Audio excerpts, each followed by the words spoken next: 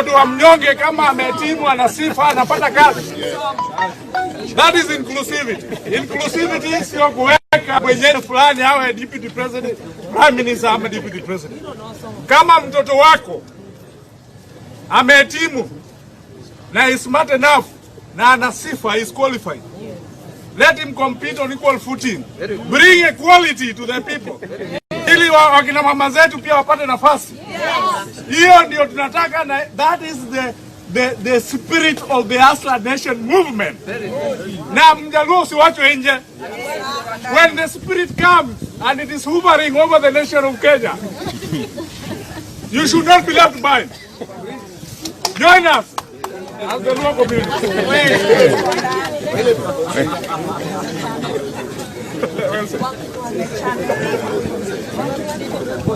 Ladies and gentlemen, I would like to tell you that the country is set for a historic moment. Our political dispensation, a new one, is setting place in the country. The people of Kenya are tired, the youth are tired, our women are tired, and it's a high time we set up a change, a revolution that will be the major revolution for this country. It is a revolution against the dynasties versus the poor people. We, the poor people, are the hustlers. We are tired of being led by dynasties over the years, amassing and acquiring wealth for themselves through and through. The people of Kenya, we are ready as a Luo nation. The Luos in Nyanza have spoken. The Luos in Homa Bay have spoken. The Luos in Migori have spoken. The Luos in Kisumu have spoken. Luos have met in Nairobi, they have spoken. Luos in the entire counties of this country have spoken. We are set to vote for William Samoei Arap Ruto. Yes. And the vote for Ruto is not questionable. The vote for Ruto is a vote for a change that we want to work with other communities. Yes. There is no way the Luo community will sit back and let other communities ascend to power in our absence. We are equal contributors to votes, and we are set to vote and ensure that William Samoei Arap Ruto takes over power. The people of this country, what I want to tell you is this. This change will come through whatever means.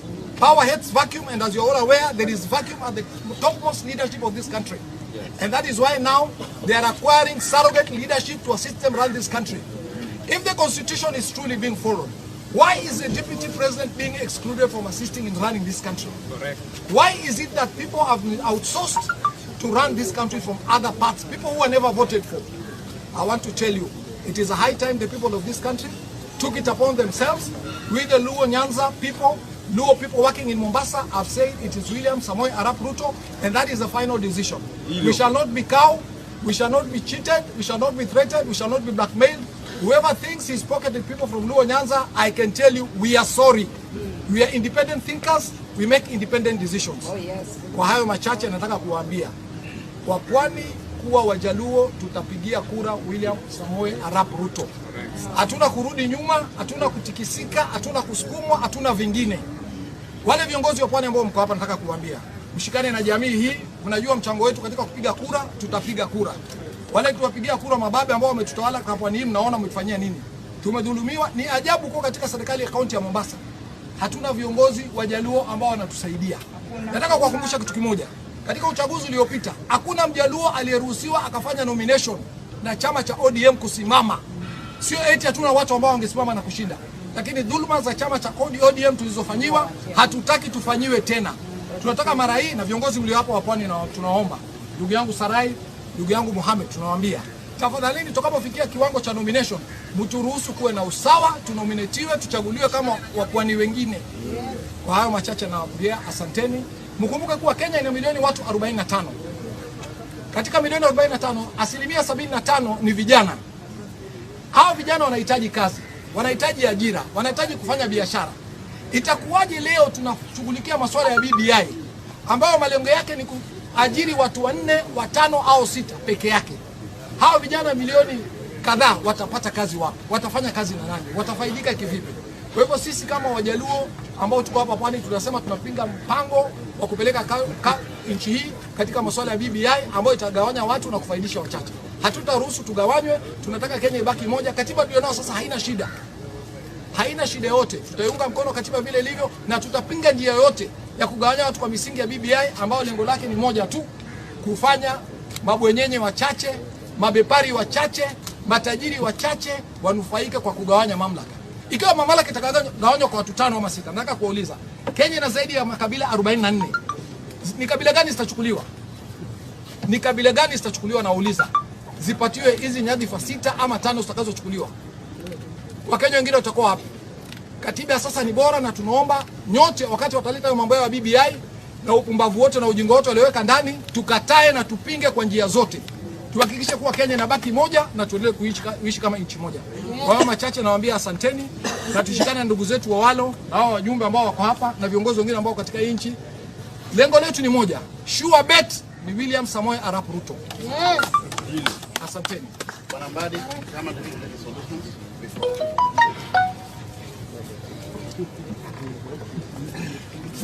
Thank you, the members of the Fourth Estate. We, as Luo community residing in Mombasa County, today have resolved as follows. 1, that Kenya needs a consultative, participatory, all-encompassing and progressive leadership that is sensitive to the needs of our people. We have resolved again that we are going to undertake to partner with other integral stakeholders in the country and beyond to ensure successful DP Ruto's 2022 presidential bid. We have resolved as a community that Eliud Owalo is going to take the lead within the Hustler Nation movement. Yes. He's going to lead us and we are going to follow. Yes. Yes. We have resolved that we appreciate the rationale for shifting the architecture and narrative of our body politics from ethnic enslaves and tribal chiefs to a national narrative, political formation and progressive development agenda aligned to the sustained needs of the common mwananchi. We have also resolved to espouse the Bill Ruto's economic empowerment agenda for youth and women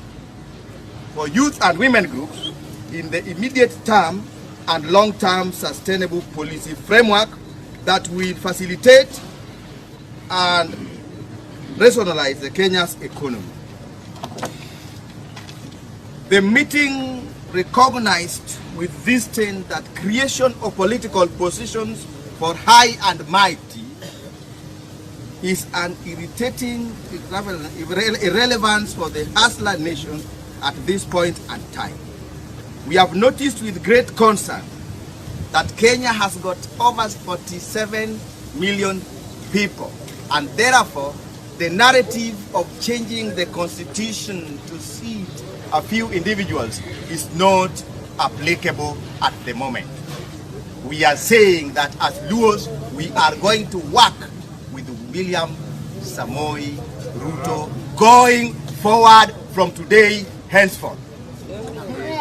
As a people, as Luo community in Mombasa, we are going to partner with DP William Ruto to make sure that his political agenda for 2022 for this nation, for women of this country, for children of this country come to pass. Yes. We are going to partner with other communities living in Mombasa to ensure that the dream comes true. That is what we have resolved. And more so, Eliud Owalo to lead us within the Hustler Nation. Thank you very much and may God bless. Thank you. Now we'll get back to Mashujaa Moha, MP for Nyali. Hai, mimi sina mengi ya kusema. Leo ni siku ya ndugu zangu hapa na jamii ya Wajaluo wameamua kwa kauli moja na kusema ya kwamba kuanzia sasa kwenda mbele jamii ya Wajaluo haitakuwa victims ya watoto wao kupigwa risasi, ya wao kupigwa tear gas, ya wao kudhulumiwa kiholela. tangu mwaka 1963 jamii ya Wajaluo imekuwa ikipigania demokrasia ya Kenya, na demokrasia imepatikana katika kila njia, na the biggest casualty ni Wajaluo. Lakini wakati wa kukaa kwenye meza, jamii ya Wajaluo haihusishwi. Tunataka kusema hivi, watoto wa Hustlers Nation wa taifa hili, wakiwemo watoto wa Kijaluo, 2022 tunataka tutume ujumbe: pelekeni watoto wenyu wa dynasties katika barabara, wafanye hayo maandamano. Yes. Watoto wa Hustlers Nation watakaa katika meza moja, meza ya maendeleo, meza ya afya bora, meza ya heshima, meza ya kazi na meza ya kuunda gurudumu la taifa hili. Sisi leo tunakongamana hapa kwa sababu si eti tunataka kutafuta umaarufu, tunataka kutafuta maslahi ya wapwani, maslahi ya watoto wetu, na tuzungumze, tujadiliane ni ipi njia sawa. Kuna wale hapa Mombasa wanajiita kingpin, kingpin wa chama cha ODM. Hao ni akina Gavana Ali Hassan Joho. Leo jamii ya Wajaluo imeumia chini ya uongozi wa Gavana Hassan Ali Joho. Leo wapwani wanaumia chini ya uongozi wa Gavana Ali Hassan Joho. Hatutakubali tena kuundiwa serikali na watapeli, watu ambao hawana elimu. Elimu wanayo ni elimu ya kipumbavu na kitoto ya kutuzamisha kila kukicha. Kwa hivyo tunawakaribisha nyote katika kikundi cha Hustlers Nation, tusonge mbele pamoja, na Mungu akitujalia tutoe uongozi utakaotoka juu ufikie wale wote wako chini. Wala machache, Mungu awabariki. Amen. Tangu ni kushinikiza yale ambayo yamesemwa.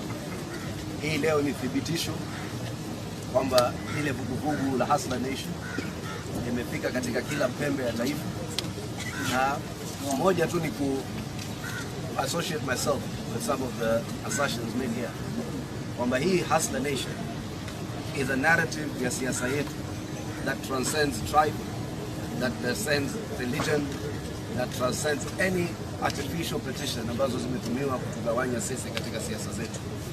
And it had always been viewed that kwamba jamii yetu, ndugu zetu kutoka Ngo Nyanza, kawaida wao wanachungwa upande mmoja kisiasa, but it is manifest that watu pale katika karne tunayoishi want to make choices that align to the interests and the future of their kids.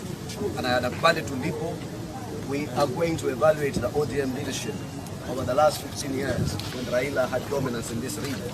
If anything, the region has moved backwards rather than forward, because of those years, 5 years were those where he was Prime Minister, another 2 or 3 years in Kibaki's government was where he was a critical minister in that government. Kwa hivyo sisi tutakwenda na agenda. And as my brother Magak puts it, this is the third and final liberation. First liberation ya Kenya was independence. Tukapata the independence constitution, ambayo Kenyatta wa kwanza aliipora, akatengeza an imperial presidency where he presided over ethnicization of state and one of the worst looting of public resources that this country had ever witnessed. The second, tukaenda katika constitutional struggle.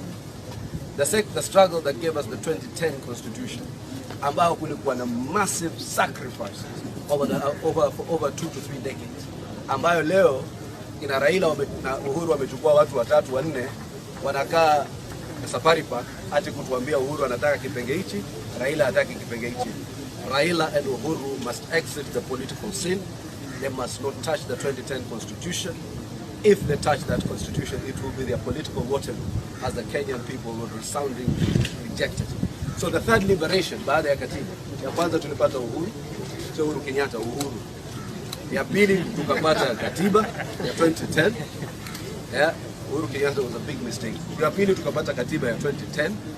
Sasa ya tatu tukaona baada ya political emancipation and constitutional guarantees of our rights, it is the third liberation about an equal opportunity to every Kenyan, ambayo ndio the liberation of the Hustler Nation, ambayo italeta economic empowerment, economic equalization, where every Kenyan will be given an equal right to compete in the prison of our economy and be given a means to his livelihood or her livelihood. Kwa hayo mengi tunataka kushukuru kushirikiana na nyinyi wote wameangazia na wamekubali kwamba Pwani na Mombasa is the hardest hit katika ufisadi na ubepari. We are aware what happened to the SGR, who are the principal beneficiaries of the SGR. It is a cacophony of Joho and Uhuru Kenyatta merging their interests to take the SGR to Naivasha, and now we'll proceed further on. So it's only going to get worse. Wanafungua economic avenues mpya kama vile special economic zone, wamejiposition tena kunyakua hizo economic opportunities to make sure that the hustler always remains a labor force when a few people enrich themselves as a dynastical dominance of our economy. Kwa hayo mengi tunashukuru sana, Mungu awabariki. Yes. I just want to get a reflection. There's a reflection I want to get from the three of you. Where are you from? Kevin commenting. Yeah. Yes. I know why I'm saying that. Yeah. Kuna wengine hapa jua sasa tunaweza kuulizwa maswali na NIS. There's a perception that the Deputy President is being frustrated by some government officials. So just the few of you, can you just give me a reflection on what are your thoughts about it? What happens is, my central view is that all these are designed to stifle and scuttle the DP's bid for the presidency. Deputy President Ruto is the front runner under the hustler nation for the position of president. Na hawa wote sasa wameona kwamba Ruto ni tishio kubwa kwa rasilimali yao, kwa dominance yao, kwa kupatia kila Mkenya fursa sawa katika uongozi wa kitaifa na katika masuala ya kiuchumi. Kwa hivyo iko watu wanajiita deep state, ukiwaangalia they don't scare. Ati wewe nchi gani inaweza kutishwa na Matiang'i? Nchi gani? Na mjua Matiang'i alikuwa kirana around tu akitafuta donor workshops hapo kupata nini? Huyu Kibisho si alikuwa ni mwalimu tu university. Ati hiyo ndio deep state. Sijui yule kijana, sijui nani, watu wachache. The deep state is a phenomenon that is being created to frustrate or disillusion Kenyans that they can progressive change or progressive politics and change through their own vote. Sasa ukishaambiwa deep state, wewe unaanza kufikiria sasa kama the person who votes is not as important as the person who counts the vote. Sasa kila mtu anaanza kuwa disillusioned. But the deep state has nothing fundamentally to scare the Kenyan people. It's a figment of an imagination of a few people who want to disillusion the Kenyan people and scuttle realization of progressive political and democratic change. Just one value to that. As Kenyans, we are not going to allow a situation where 2 or 3 families sit together in boardrooms and decide how to rotate power amongst themselves to achieve their egocentric economic interests. Yeah? The ground has shifted and the masses are with Ruto. All we are asking for is an impartial playing ground. We don't want to be treated to ping-pong games and Gestapo tactics. We are not going to accept that. This message must become very, very clear to the so-called system. This 2022 presidential race, where the masses are already decided to be with Ruto, is going to be twofold. On one side, we are going to have the dynasties with that system of theirs, with that deep state of theirs. On the other side, we are going to have the masses and the hustlers and God. Yes. And we are identifying with William Ruto because we see him as the agent of necessity that would enable Kenyans pursue an all-inclusive and progressive governance agenda that is participatory, that is all-encompassing, and that is responsive to the needs of the common monarchy. So we will not be intimidated by 2 or 3 families who scheme to rotate power amongst themselves. It is not possible to stop an idea whose time has come. So, in a nutshell, 2022, it is William Ruto all the way. Yes. We are daring that deep state waibe kura zetu 2022. Wathubutu tu kuiba kura zetu. Umeuliza swali kuhusu deep state. Katika kila serikali duniani hawa hawakosi. Ni watu ambao hawaheshimu matakwa ya wananchi. Ni watu ambao hawaheshimu kura ya wananchi. Deep state ni watu wachache tu. Si wengi sana na ni vijana wa mkono. Ya kina Matiang'i, Kibicho, na wale walevi wawili si wengi sana, lakini hawa wafanye vile watafanya. Continue frustrating the Deputy President of the Republic of Kenya. But tutabanana hapo. It is called the Presidency. Tutakaa hapo mpaka dakika ya mwisho, kiti kitangazwe wazi, ndio tuende katika uchaguzi. Na nyinyi si wengi kushinda Wakenya. Wakenya milioni 47 dhidi ya deep state ya watu kama 6, 7, 8. Mukiharibu hii nchi, tutawafuata mpaka nyumbani, mtueleze ni kwa nini mnataka kuhangaisha Wakenya na kuharibu nchi. Tumieni kila aina ya propaganda mnataka kutumia. Tumieni kila aina ya silaha mnataka kutumia. Angamizeni na kuzima sauti za Wakenya. Lakini nguvu za Wakenya ziko katika ballot, na hizo nguvu tutazionyesha 2022. Shikeni viongozi vile mnataka. Leo mnashika MP fulani, kesho senator, muna frustrate. Do what you can. Mr. Matiang'i, you are not special.